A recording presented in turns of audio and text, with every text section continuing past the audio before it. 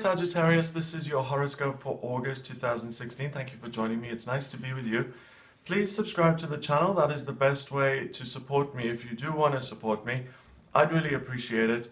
In terms of your horoscope this month, you will start the month feeling a little bit overly emotional. I think you will feel that you're looking at your life through the lens of your feelings. I think family will be very important to you. I think you'll be close to family members. I think there'll be some emotional stuff going on. I think you're focused on looking within and what's really true to you, and really how all of that relates to your work and how you fit into your working environment. So it's me in connection to the other. What's my role in my work and my business? What's my role in my family? And that doesn't feel very comfortable because it's looking inward and looking within your proximity. And I think the point of it is that you feel more strong within yourself and that you realize that you don't have to conform. You can be yourself and you can rely on the inner strength, the inner truth. Okay, so if at the beginning of the month you're like, oh, I have to conform, I have to throw all of my own ideas out of the window so I can fit in, don't do that. That is the test. On the 2nd of August, the new moon occurs in your 9th house, and the new moon pours all of this fiery, wonderful energy into your 9th house. And this is great because you will feel massively inspired now to stop all the emotional gazing and to try and figure things out. And you're going to get a great spurt of energy which says, go explore things, go traveling, learn something new, be excited and enthusiastic about new avenues that you may not have explored already. And Venus is also in Leo in that 9th house. So travel and learning and study is going to be massively fulfilling and massively fun for you this August. On the 3rd of August, Mars goes into your sign of Sagittarius, so that is super great for you. Mars is the planet of personal desire, what you want, what you're not going to compromise on. And in your 1st house, it's about how can I progress? What do I want? And what do I want to do in August? And what will be fun for me? So that sounds somewhat self-involved, but if you look at it a different way, at least you're clear on what it is you want. And by following that up, you can really have a good time and you can make the most of your month. You know, if you decide that what makes you happy is to help other people, then great, you're being of service. But be honest and be true to yourself, because you're going to be very clear on your own personal desires and what your personal needs are. And it's a shame, you know, if there's such clarity, for you not to listen to that because you feel guilty for being selfish, then you're losing out. On the 4th of August, the moon starts to conjunct Venus and Mercury at the very top of your chart. And what you'll notice is that you really are, if you take time away from work a little bit, if you step back from it emotionally a little bit, even if you don't get to travel anywhere, you will gain a great understanding of what your work does for you and how you feel about it. So, you know, sometimes we do jobs and the employer tells us certain things, that there are opportunities in future and your work is so helpful to other people. And often you can rationalize the way you truly feel for what you're being told. At the beginning of August, it's a wonderful opportunity for you to check in with yourself and to ask yourself, is this something that I really want to do? Is this something that is really meaningful to me? And is it something that's fulfilling? And if the answer is yes, then great, you can pour more energy into it. But if not, then you have the personal strength and resilience to say, okay, I now have the strength to look elsewhere to find my fulfillment and to find my purpose. Rather than being in denial and saying, okay, let's just pretend that we like this and just stay in a situation that really doesn't serve you. On the 5th of August, Mars begins to conjunct Saturn, and that is really important. That stays in place until the 7th of September. So Saturn is an outer planet. It moves very slowly, and it is the planet of scrutiny and restriction. That's been in your sign of Saturn for a long time. So a lot of Sagittarians have felt overly critical of the way they live their lives, I think for a long time now. But with Mars going into Saturn as well and forming a relationship with that outer planet, it means that you will have a stronger sense of, I am moving forward despite and on top of the quality control mechanism that is built into me at the moment. So anything that you decide to move ahead with at the moment will really be a good move, will really be a good decisions, because you are not making snap judgments at all. You're really looking into things very clearly. You're looking at them with a critical eye. And before this conjunction, it would have been quite likely that you've had to pass on a lot of things that you'd like to do because they don't seem like good ideas. Combined with this strength of Mars, you're able to now progress in a way that is acceptable to Saturn, to keep looking at ways forward. If certain things don't work out, that you have the energy to look at option 3, 4, and 5, and 6 until you find something that works and to actually progress with it. So this is a respite amidst all of this Saturn in Sagittarius energy that you've been working with for months now. And you'll start to feel like things flow much more easily and much more effortlessly, and you can get a lot more done in August than you have in any other month this year. And things will really start to move forward, and you have a lot more drive and push and energy.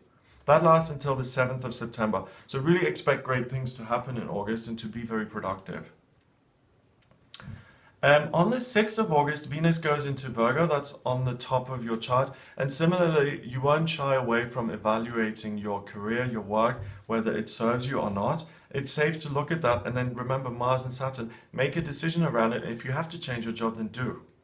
Because there's no way you're going to be walking into something that is equally unsatisfying. You will improve and you'll make an improvement to your working situation. On the 7th and 8th, the moon is now in Libra, and it begins to square Pluto. So there is a comfort and there is a sense of ease here. If I change my working situation, I really feel very comfortable doing that because I'm doing it to achieve my hopes and dreams. And I'm really now, for the first time in a long time, willing to achieve my true potential. On the 9th and 10th of August, the moon is now in Scorpio, and it conjuncts Black Moon Lilith in your 12th house of spirituality. So what's interesting is you're getting real with yourself. There's nothing hidden. You're not shying away. You're not brushing up anything under the carpet. Everything that's real and true and painful and positive, you're looking at, you're seeing, you're comfortable with yourself, and you're willing to make changes. You are willing to change. That's amazing. That is such a powerful, I'm going to write that down actually, because that's really what you're all about here in August. Now, that any revelations that come up internally will be very useful. Look out for them from on the 9th and 10th of August and really honor them as truthful and helpful, and that you can trust them around this time of the month. On the 11th and 12th, the moon now starts to conjunct Mars and Saturn in your first house in Sagittarius. So the sense of progress becomes even more comfortable, even more easy. And it's to the extent now that if you've never been able to leave the town that you were born in, you've always been frightened of the world, or you've always been frightened of moving, which is unlikely for a Sagittarius, but still. This could be the month when you really bite the bullet and you say, you know, the world is a big place and I feel comfortable exploring it. So your reach is far and wide here at the beginning of August. On the 13th, Saturn, this outer planet, comes out of retrograde and it goes direct. Again, that's huge because Saturn as an outer planet moves very slowly, and it's been in retrograde at least for 4 months. So now that it goes direct, you'll notice that there's a lack of limitation and a lack of feeling restricted or anxious or full of fear, and that you feel much more confident relying on yourself and moving forward. And combine that with the moon sitting on top of it and the Mars sitting on top of it, it's really all systems go. And if you have considered moving, if you have considered changing anything in your life, August is the way to do it and to implement it and to be successful with it. On the 14th, Chiron quincunxes the Sun in Leo, and Chiron is in the 4th house at the moment. And it may be that there's a push and pull, or there's a sense of I can't travel or I can't do what I want to do because I may leave other people behind. Okay, so that kind of thought may start to appear. On the 15th, Neptune begins to square Mars, and it's similar. It's the emotional consideration of other people and how the changes you make affect other people really starts to become a big theme and an issue. Okay, so if you do want to make changes that are totally not reckless, but totally ruthless and independent of other people's considerations. Do them before the 15th of August, because now it's going to be, I want to move, I want to do all of these things, but what about my family life? What about the things we said we were going to do? What about the emotional connections that I may lose if I take this course of action? So that becomes much more complicated, doesn't it? So it's much harder to move if the love of your life is there and it's difficult. So you come up against that emotional side of things.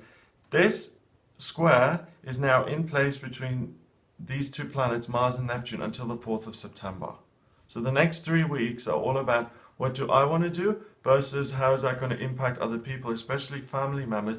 And that is the stuff of frustration, okay? You are so ready to go, you are so ready to proceed that if people hold you up, you've got to really weigh this up. You've got to say, okay, I can be considerate, but is it worth me being considerate and resenting this person for the rest of my life? So let's say you live in Texas and it's always been your dream to go to the Sorbonne in Paris, but your girlfriend says, if you leave to go to Paris for a year and study there, when you get back, I'm not going to be here. You've got a choice, that's a tough choice. That's a tough choice between your relationship, someone you love, or a dream which has always been a part of you since childhood. The reality is that if you don't go to the Sorbonne and you stay because she gave you that ultimatum, you will end up resenting her anyway. So you've got to make a tough choice. Choose wisely, but keep in mind that it's your life too, and you can't dismiss your own dreams for the sake of someone else. On the 16th, the moon goes into Capricorn and it starts to square Uranus. And this is interesting because now what you'll feel quite comfortable with, or what you'll get, it's interesting that I mentioned the example of romance, because you might get some sort of information that is going to have a transformative effect on your working life, and that will get you even closer to where you want to go. So far the information has come from within, internally. Now on top of everything else, you get external information which might influence you even more. So there's a lot going on. Take care of yourself and really try not to be overwhelmed. And if things get too much, then just say, I don't need to decide right now on the 16th of August. I can step back. I can look at this again in a day or two, and don't let yourself be forced into anything. On the 17th of August, the moon is now in Aquarius, and it squares Black Moon Lilith, which is in your 12th house.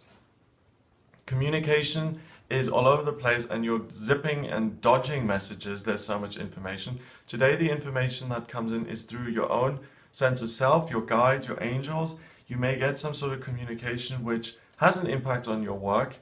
And I think over the 16th and 17th, all you need to do is make a list and take a note of what's going on and refuse to decide, because if you decide, it's too much.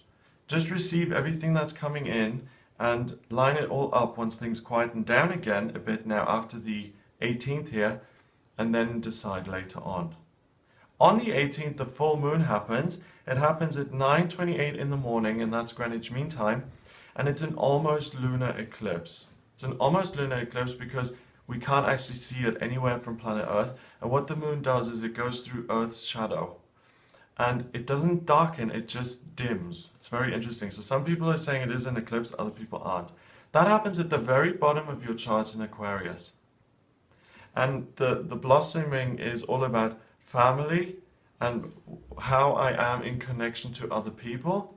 But the shadow side of things is, yes, but what about me and my dreams? So you poor thing, Sagittarius, you're really having to make some Sophie's Choice kind of situations here this month, because it's you or them, and it's clashing of other people's desires and your desires, because sometimes they happen to work together. You know, going back to that example with the girlfriend, it's like, I love you, but I want to go to the Sorbonne. It could have been that the girl says, well, I've always wanted to live in Paris for a year, let's go together, and it could have worked out. But that's not the case. That's not the way it happens. It's you versus them, unfortunately, a little bit here. On the 19th and 20th, the moon now joins Neptune and the South Node in Chiron in your 4th house. So even more tricky, you feel very comfortable with those nearest and dearest to you, and that's really where your heart and soul is. So if you've been trying to decide, you will be totally at odds now, because you'll feel, I can't do what I'm supposed to do because I love my family and I would never do anything to make them unhappy. So it's a back and forth.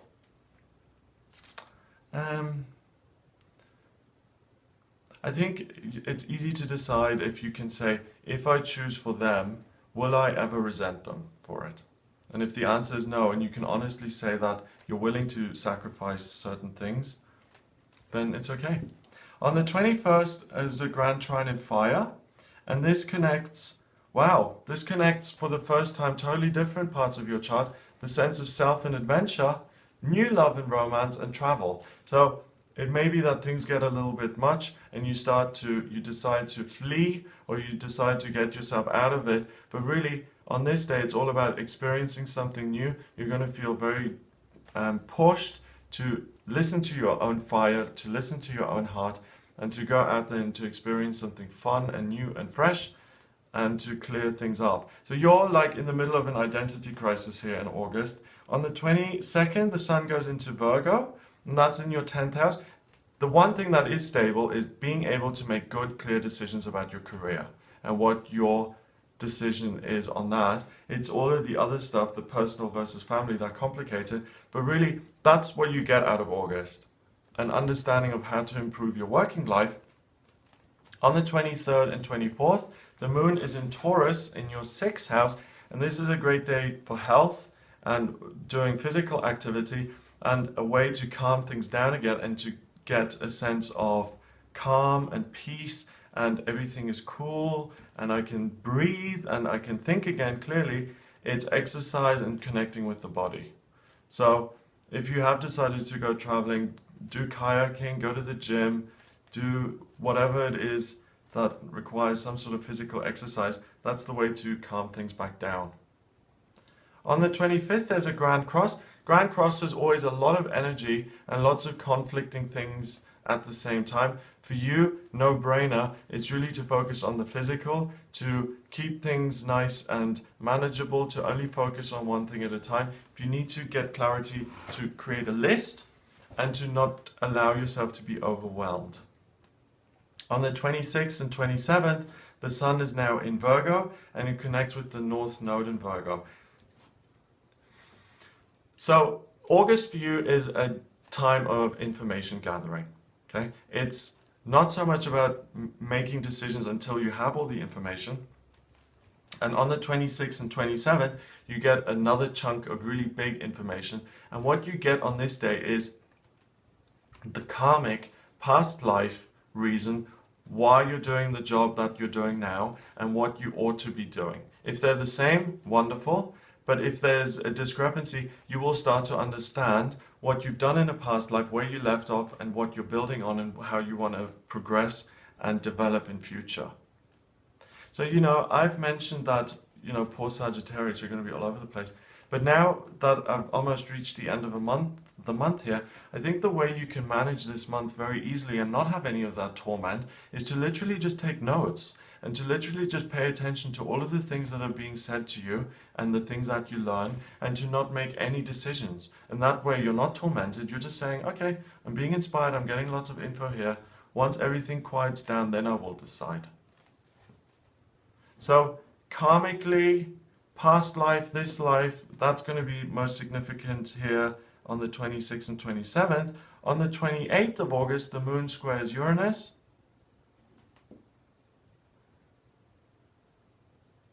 This is another good day for love and romance. So if that's something that you're interested in, it might be a breather. But if, even if it's a new relationship now, it may be that it's too much and that you can't even cope with it. So the moon is in Cancer, so you feel very nurtured by other people at the moment. Being around other people is soothing to you, and Uranus in Aries in the 5th house means you're interested in love and romance and passion. So if you are in a romantic relationship, spend time with your loved one. You'll get a great sense of peace and enjoyment out of it. If you're single and if you're out and about, that's where I feel you will meet someone new. If you're traveling or if you're doing things that are new to you. I think if you stay within your local area, or you do what you always do. You won't meet anyone new, but new experiences will lead to new people on the 28th. On the 29th of August, the moon is now in Leo, in your 9th house, and the biggest sense of ease and comfort that you get is from traveling. So make some time to actually explore different parts of the world. Again, counterintuitive, because you'd think if I'm getting so much info, then I'd want to stay put and not take on board even more. But I think it'll be easier if you keep things moving, that you can keep up with all the info that you're getting. On the 30th of August, Venus goes into Libra. So less reflective in terms of your career now and more interested in connecting with other people. Mercury goes retrograde. So for you, that's also good because less information will come in. And actually for you, the Mercury retrograde, it's a good time to evaluate everything that you've received in August. So the Mercury stays in retrograde until the 22nd of September in Virgo. That's the time to make sense of everything. And it may seem counterintuitive because it's a retrograde, but that's what you're doing. You're taking in, you've done that bit, and now it's evaluating and drawing on that Virgo side of things. At the end of the month, on the 31st, the moon goes into Virgo now, and it's starting its preparation process for the new moon and the solar eclipse, which happens on the 1st of September. And that gives you a fresh start to career, and it really puts an end to all of this research mode that you've been through in August. So I hope that gives you something to go on. I just want to leave you with the thought that all of this information, you don't get all of this all the time. And even though it's so much that it may feel overwhelming, it's really useful in making big life decisions that are going to improve your life for the foreseeable future. So just, try and keep a cool head and try not to make any huge decisions until you have all the information.